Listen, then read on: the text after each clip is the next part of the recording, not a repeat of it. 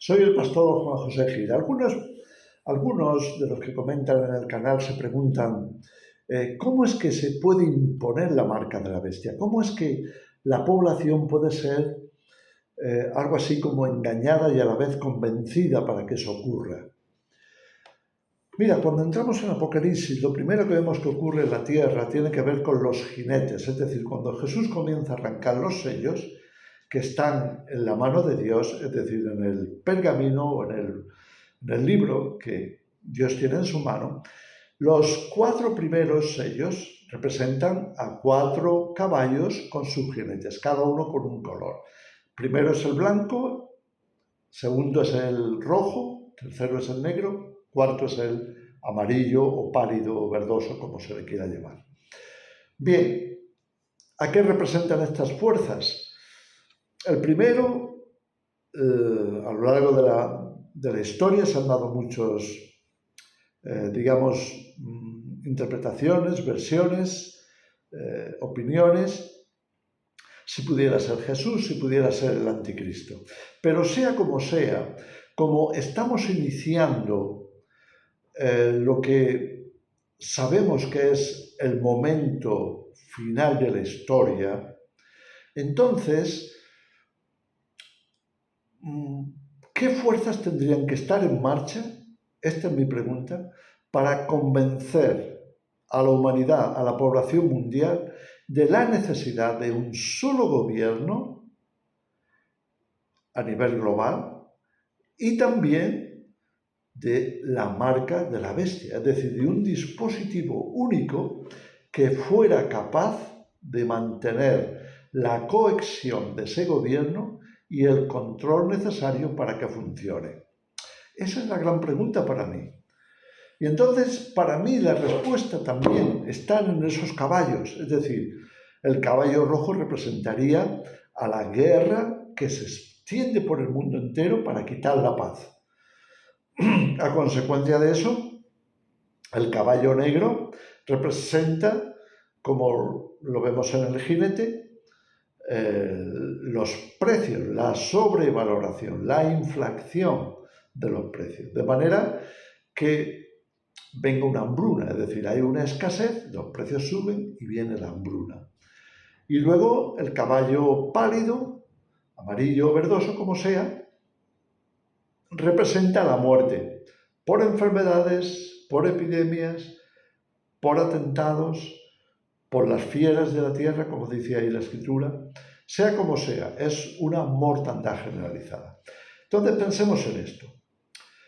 Primero viene una guerra tremenda. Estaríamos acercándonos ahora a una guerra que se expanda, se extienda por el mundo entero y llegue a causar tal destrucción que haga tabla rasa de lo que hemos tenido hasta ahora para comenzar la nueva partida, para el gran reseteo, para que la humanidad restante se pueda poner de acuerdo en que hace falta una gobernanza global única, apoyada, eso sí, respaldada por 10 potencias o 10 poderes principales o poderosos, de manera que a partir de entonces se comience lo que conocemos como la era o el gobierno de la bestia.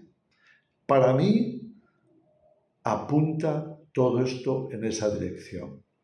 Entonces, la guerra sería el desastre principal, el desastre más destructivo, que pondría al mundo entero en jaque mate. De manera que habría que parar e iniciar algo completamente nuevo. Si a eso le sumamos el hambre como consecuencia, entonces vamos a comprender un poquito más la desesperación de la población que se doblegará a cualquiera que pudiera ser la solución, como ese gobierno y esas medidas como la marca de la bestia. Y después a eso también se le sumaría el peligro de mortandad que hay desatado en el mundo después de estos acontecimientos, como la guerra y el hambre. Así desembocaríamos en lo que sería el gobierno mundial de la bestia. Y, por tanto, la implantación, que entonces sí que se vería como algo totalmente a imponer, como algo estrictamente necesario, la marca de la bestia se presentaría de esta forma, de manera que se pudiera justificar un tiempo de control absoluto de los individuos y de todos los organismos, toda la sociedad que estaría bajo el control único de un gobierno, de una maquinaria, de una red de control.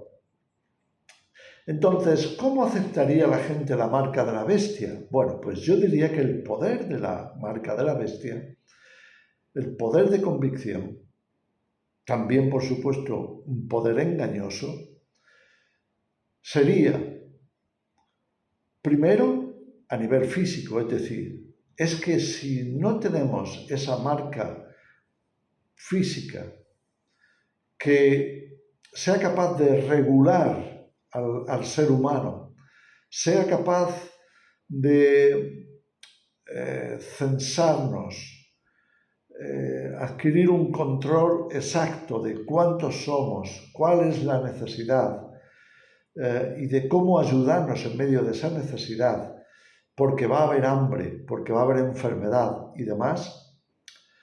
Entonces, todos estos argumentos que están metidos en el ámbito físico serían de mucho poder para que esa segunda bestia de Apocalipsis 13 construyera o hiciera construir ese mecanismo global de control que conocemos como la imagen de la bestia, aprovechando la inteligencia artificial y la tecnología de punta para poder establecer un centro único de control mundial. Ese centro único ofrecería, o mejor dicho, impondría como requisito necesario para estar funcionando en el mundo, que todos llevaran ese dispositivo.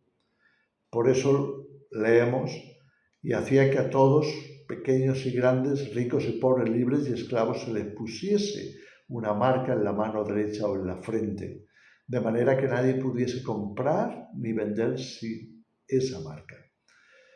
Así tenemos que habría una aceptación por parte de la población de la necesidad de llevar esa marca, ese dispositivo, sea más o menos complejo, se trate de un chip o biochip o tatuaje cuántico o lo que sea, pero algo plasmado en la mano derecha o en el brazo derecho o en la frente, de manera que nadie pudiera funcionar sin eso. Pero también tiene un componente anímico, un componente emocional, y es que una generación, una humanidad totalmente quebrantada por todos estos desastres, está necesitando seguridad, está necesitando deshacerse de las secuelas psicológicas de todo lo que ha estado ocurriendo.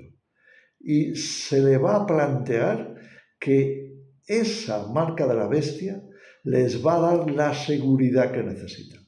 Van a por fin poder aspirar a tener paz, a tener las necesidades cubiertas y no tener que preocuparse porque ya demasiado han tenido con todo lo que han visto y con todo lo que les ha pasado.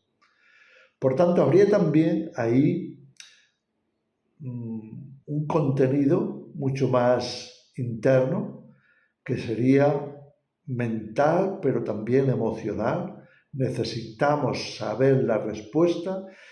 Ahora tenemos la respuesta y la necesitamos para tener paz, para poder tener la tranquilidad de seguir adelante, de cumplir los objetivos de supervivencia y de poder avanzar a partir de este momento. Así que tendremos el segundo componente.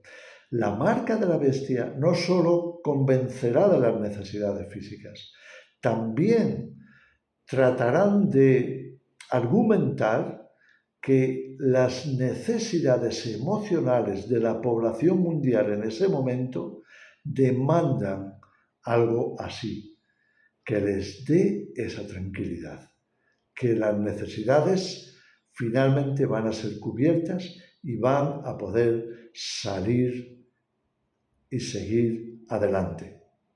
Y luego, por supuesto, tenemos lo más grave de todo esto, que es el componente espiritual. ¿Y a qué me refiero con el componente espiritual? Es que van a tener que prestarse a entregar, junto con sus pensamientos y sus emociones, esa parte más profunda del ser, que es la dependencia, la confianza, ese deseo de pertenencia que dará la unidad. ¿La unidad en qué? La unidad en el gobierno de la bestia, que será un gobierno netamente satanizado. Será un gobierno dirigido por el mal. Será un gobierno, y por eso se le llama anticristo, que va a ocupar el lugar de Cristo, va a ocupar el lugar de Dios. Y entonces va a declararse como única fe verdadera y única fe posible en esos momentos. De manera que la gente entregue su voluntad, entregue su compromiso. Será también algo sobrenatural, algo espiritual. Las personas no sería la primera vez en la historia. Fijaros cómo, hablando de unidad espiritual, fijaros los días antes del diluvio. Leemos en Génesis 6 que había unidad de pensamiento. ¿Cuál era el pensamiento? Nos dice, de continuo solamente al mal. En otras palabras, había una satanización de la población que había afectado sus pensamientos para unirlos en la mala dirección, hasta el punto que Dios se arrepintió de que el ser humano estuviera en la tierra. Pero no es la única vez. Fijaros lo que pasó con la Torre de Babel, como leemos ahí también en el Génesis, allá por el capítulo, no recuerdo exactamente si era el 10, el 12 o el 11, creo que era el capítulo 11 del Génesis, donde nos habla, perdón porque tengo la Biblia aquí y lo puedo, para no dejaros con la inquietud. Estamos hablando de Génesis, si no me equivoco, capítulo 11. Sí, tal cual. Entonces, ¿qué vemos en ese capítulo? Vemos también que hay unidad, pero esa unidad del género humano post-diluvio también está inclinada al mal, también está inclinada a hacerse una gran ciudad con una gran torre para poder ellos sentirse seguros, poder alcanzar los cielos, poder hacerse un nombre, poder decir, nosotros somos los que tenemos el control. Una torre que llegara hasta el cielo, nos dice.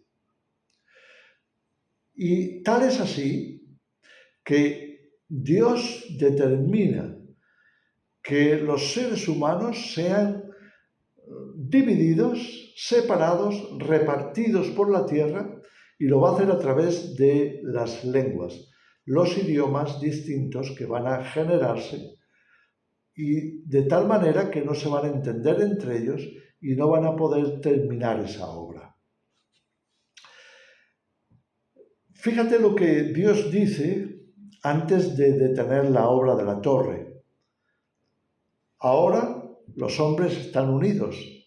Cualquier cosa que se propongan, la lograrán. Esto me parece un slogan, algo así como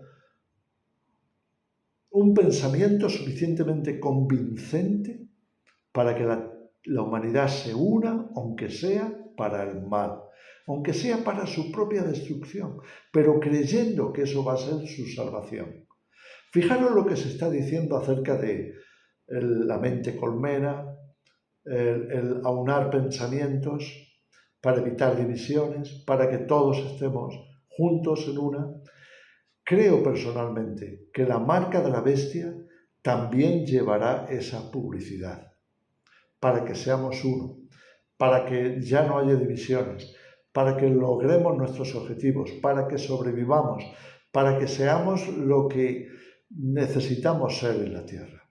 Y entonces la bestia impulse e imponga la marca de la bestia a través de ese poder engañoso, de ese poder capaz de echar fuera cualquier argumento que se le oponga. En fin, solamente quería poner énfasis en esto porque creo que tenemos que, de alguna manera, llegar al fondo de la cuestión. ¿Cómo es que algo como la marca de la bestia es aceptado? Aunque sabemos muy bien por Apocalipsis 19 que el falso profeta la impone de forma engañosa. Pero, ¿cómo es que la humanidad se deja? Sin duda tiene que haber una explicación.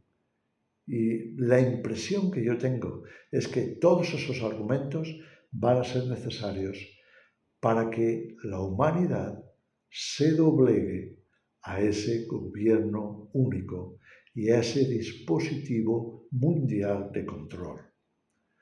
Os dejo con esto, que el Señor os bendiga.